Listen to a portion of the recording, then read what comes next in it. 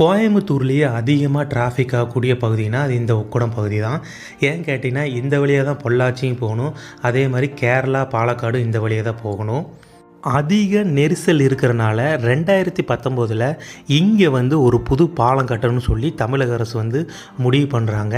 மக்கள் வரி பணத்தில் எப்படா இந்த பாலத்தை கட்டி முடிப்பாங்க அப்படிங்கிற மாதிரி இருந்தது. 2024 இந்த பாலத்தை ஓப்பன் பண்ணிட்டாங்க. இப்போ பொதுமக்கள் செயல்பாட்டுக்கு இந்த பாலம் வந்துருச்சு. இதுதான் அந்த புது பாலம். நிறைய பேர் வீடியோ போட்டிருப்பாங்க, ஒரு சில பேர் நெகட்டிவ் கமெண்ட்ஸ் போட்டிருப்பாங்க. உண்மையாகவே பார்த்திங்கன்னா பாலம் அவ்வளோ அருமையாக இருக்குது. நிறைய இன்ஸ்ட்ரக்ஷன் போட்டிருக்காங்க. மெதுவாக வந்தால் எந்த பிரச்சனையும் இல்லை. ஒரு சில அறாத்து தான் வண்டி எடுத்துகிட்டு ஃபாஸ்ட்டாக வரும், அவங்களால தான் இந்த பிரச்சனை. இந்த பாலத்திலிருந்து இந்த பெரிய குளமும் சரி, தூரத்தில் கோயம்புத்தூரோட அடையாளமான அந்த மேற்கு தொடர்ச்சி மலையை பார்க்கும் போதும் சரி, அவ்வளோ அருமையாக இருக்கும். பொள்ளாச்சி கேரளா போகிறவங்க பார்த்திங்கன்னா இந்த மேலே இந்த